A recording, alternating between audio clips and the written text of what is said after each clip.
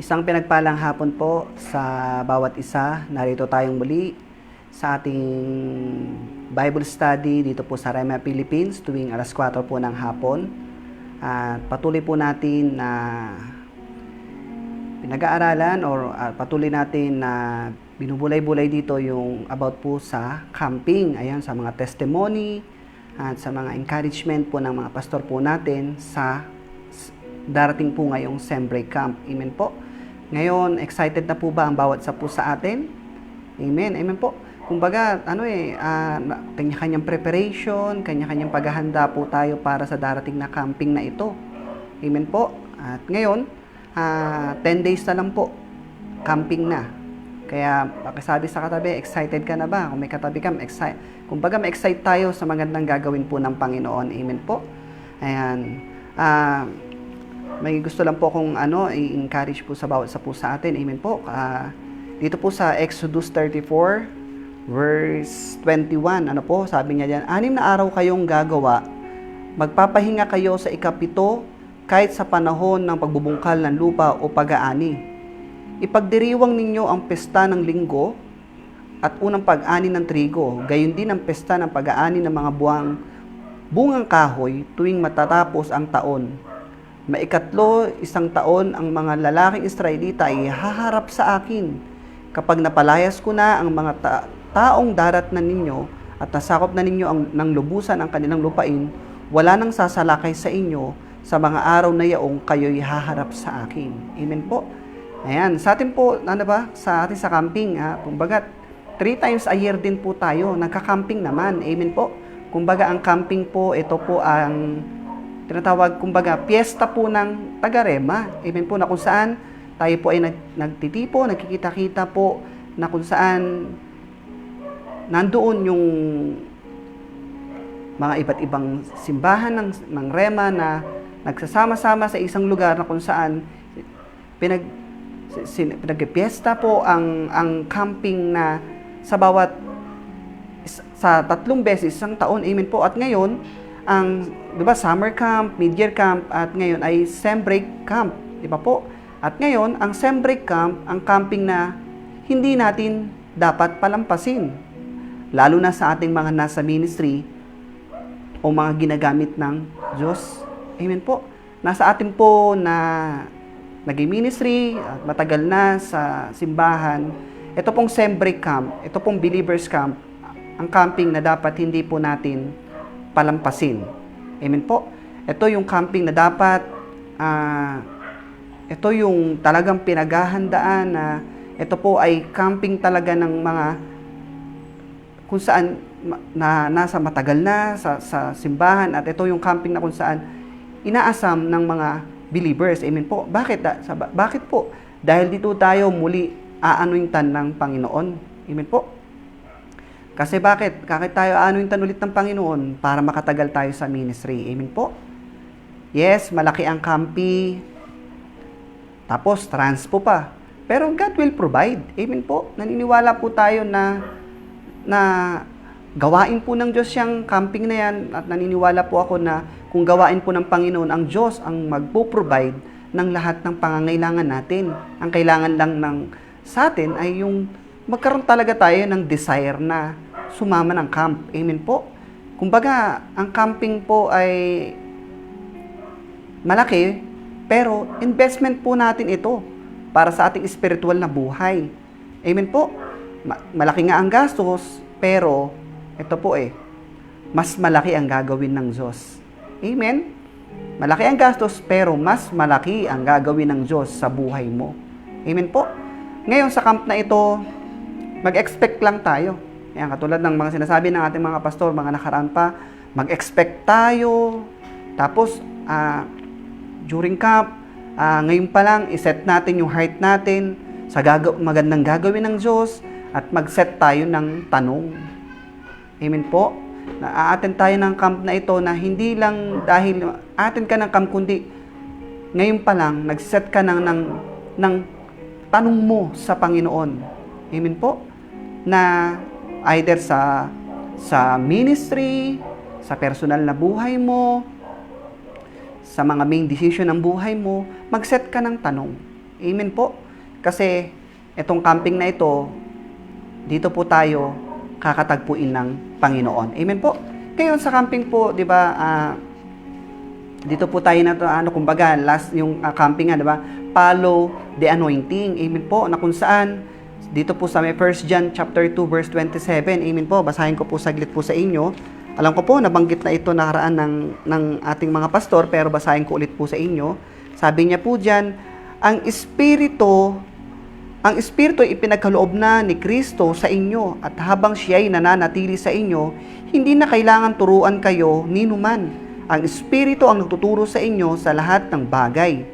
Totoo ang itinuturo niya, hindi kasinungalingan, at tulad ng itinuturo ng Espiritu, manatili kayo kay Kristo. Amen po. Follow the anointing. Amen po. Naalala po ba natin yung shinare po ng ating pastor, Pastor Boy po, no? Yung mga hugis, di ba? Yung hugis circle, tapos merong hugis triangle, tapos merong panghugis na square. Kumbaga, hanapin mo yung kung aling shape ka na babagay. Kumbaga hanapin mo ang kalooban ng Panginoon. Amen po. Nabanggit pa nga po ng ating pastor, di ba po? Ang safe place natin ay nandoon tayo sa kalooban ng Diyos. Amen po. Ayun ang safe place natin. Na nandoon ka sa kalooban ng Panginoon. Ibig sabihin, nasa tamang shape ka. Nandoon ka sa pagsunod or follow the anointing. Amen po. Kumbaga, sinabi pa nga ng ating pastor, huwag mong pinipilit ang sarili mo sa hindi kalooban ng Diyos. Amen. Kumbaga, alam mo na, nararamdaman mo na nakikita mo na hindi yan ang kalooban ng Panginoon, pero pinipilit mo pa rin ang sarili mo dyan, ay wag po. Kasi hindi po tayo mapapabuti dyan. Kasi sabi nga, ang safe place natin ay nandoon tayo sa kalooban ng Diyos. Ibig sabihin, nandoon tayo sa pagsunod natin doon sa anointing, nandoon tayo ang safe place natin ay nandoon tayo sa loob ng kalooban ng Panginoon. Amen po. Ayan. Kumbaga, sinasabi nga din doon, di ba? Last year, tinuturuan tayo kung paano po tayo sumagana. Amen po. Kung paano tayo sumagana. At alam ko po na ang kasaganahan po ay nakukuha na po ng iba sa atin. Amen po. At alam ko po, pakisabi sa katabi, next ka na. Next na tayo. At ang kasaganahan po, tinuturo po sa atin kung paano makuha ang kasaganahan. Amen? Kaya ngayong camping na ito, dalo po tayo kasi may bagong ituturo na naman ang Panginoon sa atin. At meron na naman tayong malalaman na sasabihin ang Diyos sa atin. Amen po. Na personal na mga rema words na makukuha po natin sa camping na ito. Amen po. Ngayon, sabi ko nga, mag-expect lang tayo sa gagawin ng Panginoon kasi kailangan nandun yung expectation mo sa gagawin ng Panginoon. Amen po. At nandun na mag-set tayo ng tanong at i-ready natin yung heart natin sa magandang gagawin ng Diyos sa buhay po ng bawat isa sa camping na ito. Amen po. Ngayon, share ko lang po sa inyo yung naranasan ko po nung camping. Amen po. Actually, ito po yung first sem break camp ko po na talagang nga namang hindi ko makalimutan at gustong ulitin po na ibahagi po sa inyo. Ng first sem break camp po na nadaluhan ko, actually, Pingel po ito. First sem break camp ko po na pagdalo dito sa Pingel, ay talaga nga naman na sobrang naranasan ko ang pagkilos ng Panginoon. Kasi bago po mag-camp nan, ay ako po ay first time na nag-worker. At ngayon po, naglilingkod ako na first time na nag-worker ngayon, magka-camping ng sem break, nakaramdam ako ng pagod. At ngayon, nag-ano ako sa leader ko na hindi na ako magre-renew. Ngayon, ang sabi ng leader ko na, huwag mong isarado yung puso mo. Intayin mo sa camp at magtanong ka sa Diyos. Ngayon, ganoon nga ang ginawa ko. Dumating ang camp, hindi ako nag-close agad hindi ko kagad kinlose ang Diyos. Kumbaga, nagtanong ako sa Panginoon. Ngayon, At ito na po, habang camping, meron pong isang kapatiran po tayo na nag-testimony na napakalinaw sa akin na nakuha ko yung rema na sinasabi ng Diyos sa akin. Kasi during testimony niya, may binanggit siya doon na sabi niya, ngayon, kung hindi mo gagamitin ang anointing, kung hindi mo magagamit ang anointing, kakalawangin lang yan. Ngayon, napakalinaw po sa akin na nakuha ko yung, kumbaga doon sa kinaupuan ko, iyak na lang ako ng iyak dahil ang pangungusap ng Diyos sa akin, oo nga, no, pag umalis ako sa paglilingkod, ano na yung anointing na binigay sa akin ng Panginoon, kakalawangin lang ito. Ngayon, doon ko po nakuha yung malinaw na rema word sa akin na magtuloy ka lang kasi yung anointing na binigay sa'yo, dapat mong ituloy kasi pag hindi mo itinuloy yan, kakalawangin lang po ito. Amen po. Ngayon, during camp, na nilinaw sa akin ng Diyos na pag hindi ako nagpatuloy, kakalawangin lang yung anointing. Amen po. Ngayon, tapos, another camp na naman, same break camp ulit. Tatanong ako sa Diyos, dahil, di ba, gano'n naman po tayo, tanong lang ng tanong sa Diyos. Amen po.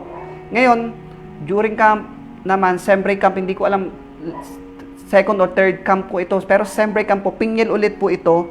Ngayon, nagtatanong ako sa Diyos, humihingi ako sa Diyos ng confirmation.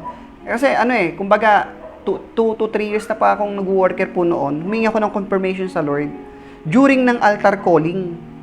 During ng altar calling doon sa Sembray Camp, ang lakas ng pagkilos ng Panginoon. Nagtatawag si Pastor Boy ng mga tao, specifically tinatawag niya yung mga tao, pinapapunta sa harapan para ipag-pray. Ngayon, humingi ako sa Diyos ng confirmation, nagtanong ako sa Diyos. Ang tanong ko sa Panginoon, Lord, kung talagang tinawag mo ako na maglingkod sa'yo, kumbaga, tatanong ka pa rin sa Diyos, di ba? Sabi ko, Lord, kung talagang, kumbaga, nandun yung kakulitan mo sa Diyos, pero yun, ang Diyos naman, di ka bibiguin, basta nandun yung heart mo na, talagang, nandun yung heart mo na itanong ito sa Diyos. Ngayon, nagtanong ako sa Panginoon, Lord, kung talagang kalooban mo na maglingkod ako sa iyo, yung confirmation ba hinihingi ko? Ang tanong ko sa Lord, Lord, kung talagang tinawag mo ko na maglingkod sa iyo, ito po, tatawagin ako ni Pastor Boy sa harapan at ipagpe-pray ako. At alam niyo po, yung inaupuan ko po na yun, yung tanong ko sa Diyos na, Lord, kung talagang kalooban mo na tinawag mo ako, sa kinaupuan kong ito, tatawagin ako ni Pastor Boy at ipagpe-pray doon sa harapan. At alam niyo po, mga ilang minuto lang po, after ko pong sabihin sa Diyos yung tanong na yon, tinawag po ako ni Pastor Boy. At ngayon, napunta ako sa harapan, pinag-pray. Ngayon, kumbaga na-slaying. Ayun po, na napakalinaw sa akin na, Lord, praise God. Kasi, naging malinaw talaga sa akin ang sagot ng Diyos na praise God kasi po, yung confirmation talaga na hinihingi ko sa Panginoon, talagang binigay ng Panginoon sa akin, talagang, sabi ko, Lord, talagang tinawag mo ako. Kumbaga, wala na akong takas, Lord, talagang tinawag mo ako. Amen? Kumbaga, sa buhay po natin, kaya sa camping na ito, mag-expect tayo, magtanong tayo sa Diyos, kasi pag nalaman po natin yung sagot ng Panginoon sa atin, magiging solid tayo sa paglilingkod. Kasi bakit? Nalaman mo na specifically na yung tanong mo na sinagot ng Diyos sa camping na ito, magiging solid ka. Magiging buo ang paglilingkod mo dahil malinaw sa'yo, malinaw sa atin ang sinabi ng Diyos o yung calling na binigay sa'yo ng Diyos o yung calling na ibinigay ng Diyos sa atin. Amen po. Kaya, ngayong camp, malapit na po. Mag-expect tayo. Nandun yung, ma-excite tayo sa magandang gagawin ng Panginoon at maganda po tayo ng tanong. Amen po. At ngayong camp, kumbaga, sa akin po personally, excited na po ako dahil last year, naka-online lang po kami, pero ngayon, face to face po kaming pupunta ng camp at na-excite na po ako sa magandang gagawin at pagkilos ng Diyos at mararanasan natin ang kapangyarihan ng Diyos ngayong darating na camp. Amen po. Nandyan ang gastos, pero malaki ang gastos, pero mas malaki ang gagawin ng Diyos at i-ready na po natin ang ating sarili na ibuhos ng Diyos yung anointing niya sa buhay ng bawat isa po sa atin. Sama-sama po tayong saluhin na ang anointing sa camp dahil sa camping na ito, ibubuhos ng Diyos ang anointing na para sa bawat isa po sa atin. Amen po. Maraming salamat po sa hapong ito. Kita-kits po tayo sa camp. God bless po. Tayo po'y manalangin. Amang banal na makapangyarihan sa lahat sa dakilang pangalan ni Jesus, nagpupuri kami at nagpapasalamat sa hapong ito dahil Lord, ini-excite mo kami sa maganda mong gagawin sa camping na ito. Hayaan mo Lord, sa lahat ng pangangailangan namin sa camp, Lord, ikaw ang aming Diyos na nagpo-provide ng lahat ng aming kailangan. Dahil Lord, ikaw ang aming Jehovah Jireh, ang aming great provider. Salamat po Panginoon sa maganda mong gagawin sa camp na ito. Excited na kami, Panginoon, sa pagkilos mo sa camping na ito. Lord, nag-expect kami sa camping na ito, pupunuin mo kami at sasagutin mo, Panginoon, ang mga katanungan ng aming mga puso, O Diyos. Salamat po, Panginoon. Ngayon pa lang, Lord, inaangkin namin ang katagumpayan ng camping. Salamat po, O Diyos, sa iyo naming maingat, pinabalik ang pinakamataas sa papuri sa pangalan ni Jesus. Amen and amen. God bless po sa bawat isa.